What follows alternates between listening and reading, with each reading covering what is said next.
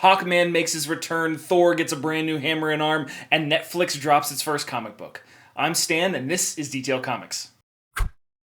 What's up, everybody, and welcome to Preview Picks, the show where I go over all the comic books that are coming out on Wednesday, give you an idea what they're all about, and whether there's something you need to talk to your comic book shop about. Make sure you subscribe to get more of these every single Monday. The first book that I want to talk about is Punisher number 226, which continues the run of Matthew Rosenberg on this title before it gets a brand new number 1 in August. So he's still got the War Machine armor, even though it isn't necessarily in the best state of mind, but he's headed after Hydra Nation and Baron Zemo. Could we possibly see a return of Hydra Cap? I don't necessarily know, but it'd be a great place to drop him in. Over at DC, we get Sideways number 5, which continues probably one of the more promising stories out of DC's New Age of Heroes. However, I have heard that a lot of people are dropping off these titles pretty quickly, so they haven't necessarily been as engrossing, which is a shame because there's a lot of developing you could do inside the Sideways series, so I'm really excited to see where this one goes, and hopefully it's got some staying power. Also over at Image, we get Kick-Ass number 5, which is by Mark Miller and John Romita Jr. So this brand new character that's taking up the Kick-Ass mantle is continuing her storyline, but instead of me picking it up, I'm probably going to be picking up something else. We've got Peter Parker's Spectacular Spider-Man number 305, which deals with alternate timelines. After influencing his younger self so much to quit becoming Spider-Man, we actually end up in a world where Harry Osborn is president and he's just a puppet for his dad, so there's a lot of different stuff that we can attack inside this one. We also have The Immortal Men number 3, which is continuing another DC New Age of Heroes story, which has a lot of potential when it comes to their lore, but since we have seen that drop off inside DC New Age of Heroes, I'm not necessarily sure if it's a book that I'm going to continue to stick with. It's really tough to kind of keep up with all these individual titles, especially when they don't necessarily hit you right at the beginning. Then over at Image, we have The Fix number 12 by Nick Spencer, which continues the story of two corrupt cops, one that just recently got shot, leaving behind Pretzels, his drug-sniffing dog, who is obviously quite a bit better cop than he was. But overall, it's been a really fun book going into the more seedy aspects of Los Angeles, as well as a bit of parody when it comes to all the different things regarding police state and all that kind of stuff. Another really fun book is from Marvel, and that's New Mutants Dead Souls number 4, which continues with this kind of odd take on a classic type of team from New Mutants. It's really putting Matthew Rosenberg's favorite characters into a little bit more supernatural kind of aspect, and we're dealing with a lot of different stuff. There's a backup story that's dealing with Warlock, so there's a few different things that I've really been appreciating about it, but it's really more for a specific niche kind of fan. So if you like the New Mutants, this is a series that you really should have been buying quite some time ago. But another miniseries from Marvel is going to be Infinity Countdown Darkhawk, which gets its second installment out of 4, and Infinity Countdown is just burning me out with all these individual series and issues that are dealing with it. And no surprise, also on that list is the Adamantium Agenda number 2, which is from that Hunt for Wolverine set of series. So you've got those 4 different series of 4 different issues, which are all telling different stories that might end up in dead ends before we get the return of Wolverine, and he's got new powers, and his claws heat up, and there's all kinds of bullshit that's going along around that. So while they were really promising and exciting examples of what could be a Wolverine story, not necessarily for me at this point in time, but Tom Taylor, I'm excited to see what he does, so I might pick this one up. And to finish out the Marvel miniseries, we've got Quicksilver No Surrender, which is the remnants of the No Surrender storyline, which is written by Saladin Ahmed. And last time we saw Quicksilver, he was dealing with actually what seemed to be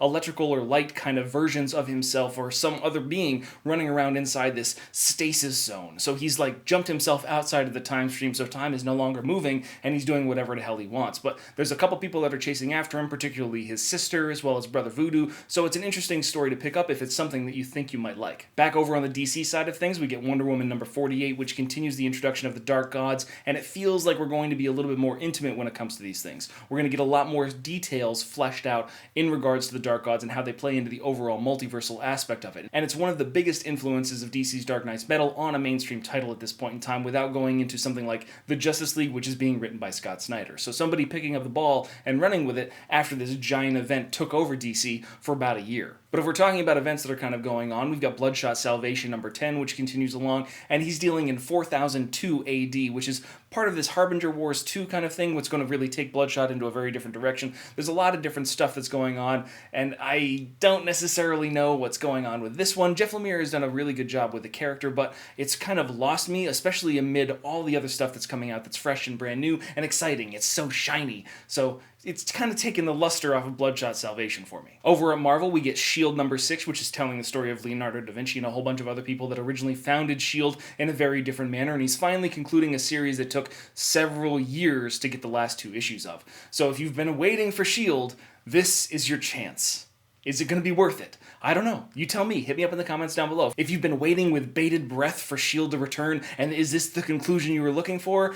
I don't really know. I can't even remember the first couple issues, so I'd have to buy it all again and trade anyway, so that's what I'm probably going to do. Another book that might be good to buy and trade is Flash, and Flash number 48 comes out, which is part 2 of the Flash Wars saga. So this is dealing with Wally West versus Barry Allen and all these kind of memories that are coming back to him, and the way that the universe is changing and the Speed Force is really kind of shuffling around, so it's a lot of really cool stuff. Joshua Williamson has been waiting a long time to write this story, so we're going to have to see exactly where this ends up. But another book where you want to see where it goes is Oblivion Song number 4, which is telling the story of this kind of dimensional vortex or kind of this bubble are built into this city where there's a lot of people surviving outside of it. However, when you jump into there's all these different creatures and things like that that don't necessarily belong inside our realm. So Oblivion Song is one man's journey into there to find his family and also rescue everybody that he possibly can. And it's a really interesting story from Kirkman. It's not necessarily something I would consider must read, but definitely a book that if you're interested in Robert Kirkman's stories, this is a great one to try out. But back over at Marvel, we got another book that's having a lot of fun. That's taking another turn through time and various space and dimensional aspects,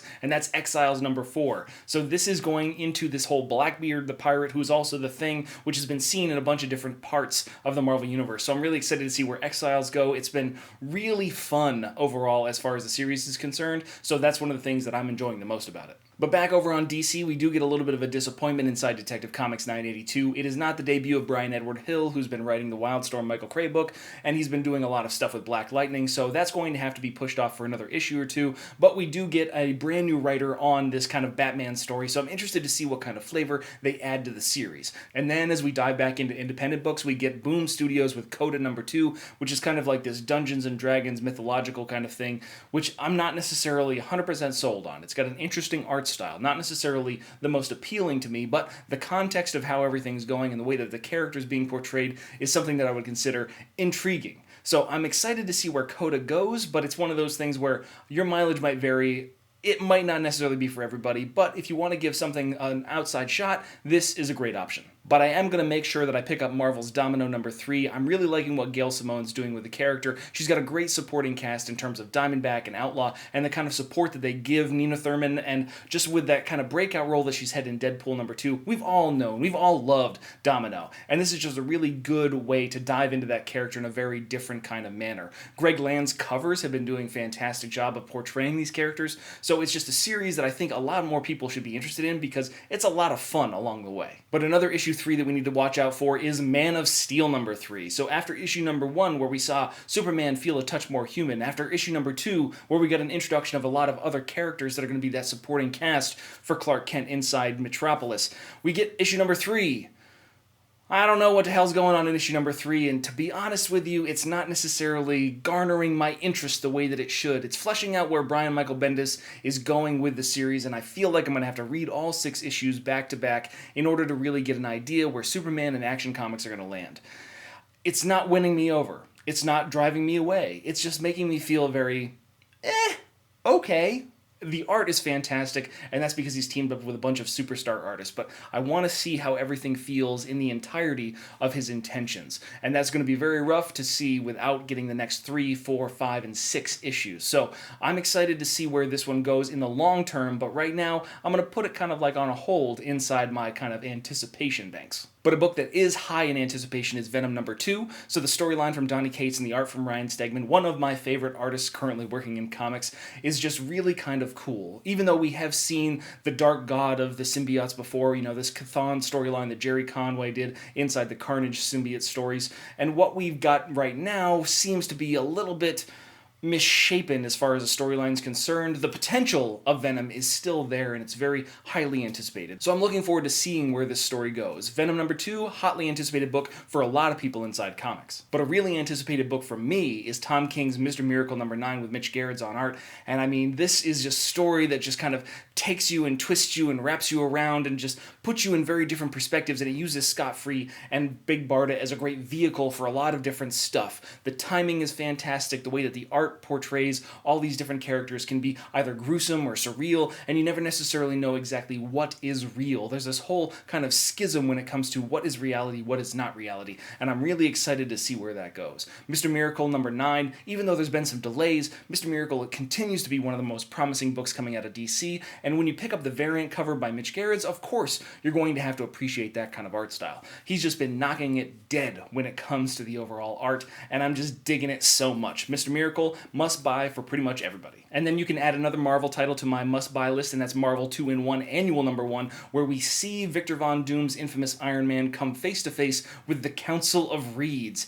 That's right, we're going to be going back to the multiverse and all them goddamn Reed Richards that we saw in Jonathan Hickman's run. So Chip Zdarsky's going to dive back into that a little bit before we send Ben and the Human Torch off into another universe. I'm excited to see where this goes. Marvel 2-in-1 has been one of the best comic books coming out in comics in general. So if you're not reading it, don't be sleeping on this thing. It is a fucking train, and it's going to roll right through the station as soon as Fantastic Four comes back, and it's just going to be this great tandem combo that is just going to bring so much fantastic back to these 4 characters. Then as we start getting close to number 1s, we're going to talk about the Prelude to the Wedding, Batman Prelude to the Wedding, Batgirl versus the Riddler.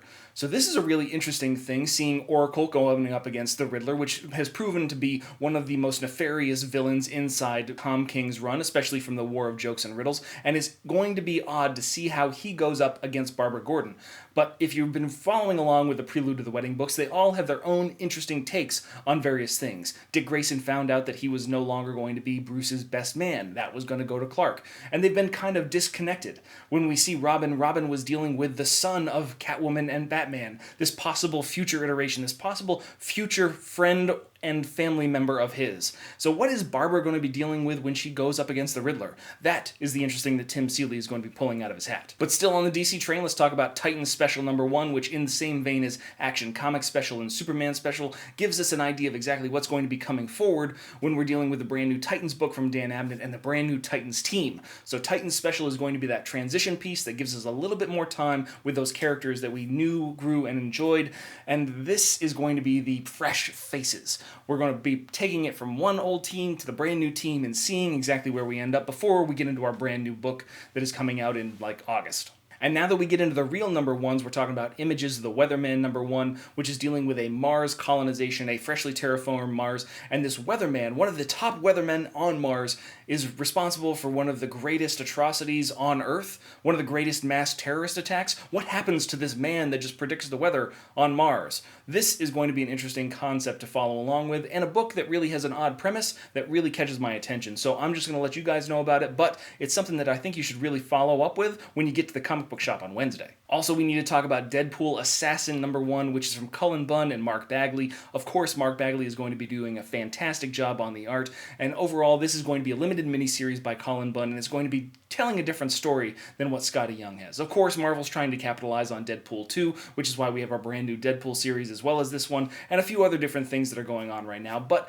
it's one of those things where since it's such a limited run, hopefully they can craft a relatively tight story that's going to be engaging for everybody. Also, we get a brand new number 1 from Plastic Man, and that's going to be written by Gail Simone, and this doesn't necessarily look like a miniseries, but it might be a miniseries, and Plastic Man has been so great in the Terrifics, I can't wait to see what Simone does with the character. He's got a lot of different personality traits that can really inject a lot of fun and humor into it, while still being serious and slightly off-putting. So I'm excited to see what she does with Plastic Man, and it's a book that I feel like everybody should pick up. But also from DC, we get Hawkman number 1. So this is Robert Venditti bringing Brian Hitch back into the artistic fold and creating a brand new Hawkman series, which has always been one of the most challenging things inside DC due to his kind of like wholly messed up history. So I'm excited to see where Venditti goes with this and how he kind of develops these characters. Hal Jordan and the Green Lantern Corps has been a pretty solid book, especially when he dove into the New Gods section of things and then everything after that. But it's kind of, he's transitioning away from Green Lantern Corps, he's transitioning into Hawkman, and then possibly some other projects that we don't necessarily know about. But this is going to be his next focus book, which means he's going to pour everything that he has into this one. Then we've got our last 2 brand new number 1s. One is going to be the Magic Order from Image Comics, which has got backing from Netflix. So Mark Miller has already announced that this is one of the biggest kind of like independent comic books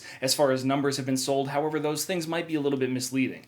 One thing is for sure, I do love Olivier Coipel's work, and overall I'm excited to see where this goes because it's the first real endeavor and it's the first piece of content that Miller's put out after Millarworld has been purchased by Netflix. So they're developing this, they're promoting this. I think the trailer for this comic book has gotten over 500,000 views. There's a lot of different stuff that's going on with the Magic Order, and hopefully it's going to prove out for Netflix and it's going to create a different avenue for people to create comics.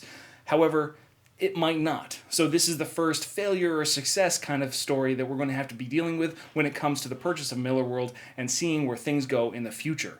Also, finishing up the new number ones, we've got Thor number 1. So this is the brand new version of Thor with his golden arm and his golden hammer that we don't have a name for, and all this different kind of stuff, and it's from Jason Aaron, and we've got so much potential in this storyline. We're getting into the third part of Jason Aaron's story of Thor, and now he's not necessarily sure about his powers. Maybe he's powerful, maybe he's powerless, maybe he's got too many hammers. How is he going to go hunting around for artifacts? What is the real story for Thor? And that's what we're going to be getting out of this series, and it's one of those books that you can't miss. If we're talking about the resurgence of Doctor Strange, which was okay, the Immortal Hulk, which was fantastic, where is Thor going to land on the spectrum of Marvel Fresh Start?